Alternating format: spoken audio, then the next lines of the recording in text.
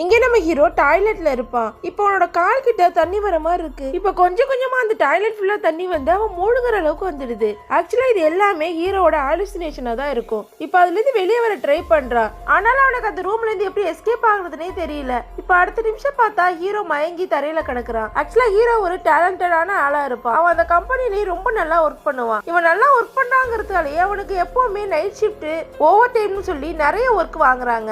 ஆக்சுவலா ஹீரோவுக்கு panic disorder இருக்கும். இப்ப ஹீரோ அந்த ஆபீஸ்க்குள்ள என்ட்ரி ஆகுறப்பவே அவனோட ஷூல இருந்து தண்ணியா ஊத்த ஆரம்பிக்குது. இனிமே இந்த ஆபீஸ்க்கு வேலைக்கு போடான்னு சொல்லிட்டு அந்த நிமிஷம் இந்த வேலையை விட்டு வந்துடுறான். இப்ப அவனோட அக்கா கிட்ட போயிட்டு அவனுக்கு இருக்க பிரச்சனையை பத்தி சொல்றான். அவ அக்கா ஒரு சைக்காட்ரிஸ்ட் அரேஞ்ச் பண்றாங்க. இப்ப அவனும் ட்ரீட்மெண்ட் எல்லாம் எடுத்து டேப்லெட் எல்லாம் சாப்பிட ஆரம்பிக்கிறான். இப்ப புதுசா ஒரு கம்பெனிக்கு இன்டர்வியூக்கு போறான். அங்க போனது அவனுக்கு மறுபடியும் பேனிக் ஆக ஆரம்பிக்குது. அங்கேயே அவனை சுத்தி தண்ணி இருக்க மாதிரி இருக்கு. அவனை மூழ்கடிக்கிறதுக்கு கொஞ்சம் கொஞ்சமா அந்த லெவல் இன்க்ரீஸ் ஆகுற மாதிரி இருக்கு. இப்ப உடனே அவனோட சிஸ்டர் அந்த டாக்டர் சொன்னதான் ஞாபகம் வரும். எப்பெல்லாம் அப்படி தோணுதோ பயங்கரமா கத்த சொல்லிருப்பாங்க. அவனும் கத்துறான். இப்ப அந்த இடத்துலயே தண்ணி இல்லாம போயிடுது. இப்போ இன்டர்வியூக்கு போறான். அவன் எல்லா கொஸ்டினுக்கும் கரெக்டா ஆன்சர் பண்றான். அது மட்டும் இல்லாம அவனுக்கு இருக்க அந்த நோயை பத்தியும் சொல்லிடுறான். இப்ப அங்க இருக்கவங்களும் இதை பார்த்து இம்ப்ரெஸ் ஆகி அவனுக்காக ஜாப் கொடுத்துறாங்க. இப்ப வேலைக்கு போறான். அங்க ரொம்ப நல்லா ஒர்க் பண்றான். நல்லா ஒர்க் பண்றாங்கிறதாலே அந்த கம்பெனில பண்ண மாதிரி இந்த கம்பெனிலையும் மறுபடியும் இவனுக்கு நிறைய ஓவர் டைம் கொடுக்குறாங்க, நிறைய ஒர்க் கொடுக்குறாங்க. அவனோட மேனேஜர் கிட்ட போயிட்டு எனக்கு பேனிக் டிசார்டர் இருக்கு, அதனால என்னால நிறைய நேரம் ஒர்க் பண்ண முடியாது,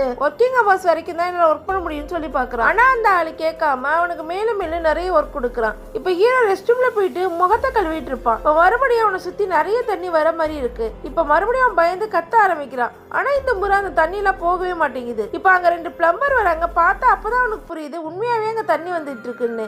இனிமே பயந்துட்டு இருக்கிறதுல எந்த பிரயோஜனமும் இல்லைன்னு அந்த மேனேஜர் கிட்ட போயிட்டு இனிமே என்னால ஒர்க் பண்ண முடியாது, 8 ஹவர்ஸ் மட்டும் தான் நான் ஒர்க் பண்ணணும்னு சொல்லிட்டு அங்க இருந்து கிளம்புவான். அது மட்டும் இல்லாம அவங்க கூட வேலை செய்யறவங்க கிட்டையும் நம்ம லா படி 8 ஹவர் மட்டும் தான் ஒர்க் பண்ணணும், அதுக்கு மேல ஒர்க் பண்ண வேண்டிய அவசியம் இல்லை, எல்லாரும் கிளம்புங்கன்னு சொல்றான். இப்ப இவன் போனதை பார்த்து எல்லாருமே கிளம்புறாங்க. எப்பவுமே ஒரு விஷயத்தை நினைச்சு நம்ம பயந்துட்டே இருந்தா அது எந்த பிரயோஜனமே இல்லை. அதுலேருந்து நம்ம எப்படி வெளியே வரணுங்கிறது தான் பார்க்கணும். உங்களுக்கு இந்த வீடியோ பிடிச்சிருந்தா லைக் பண்ணுங்க. இந்த மாதிரி வீடியோஸ் பார்க்க மறக்காம நம்ம சேனலை சப்ஸ்கிரைப் பண்ணுங்க.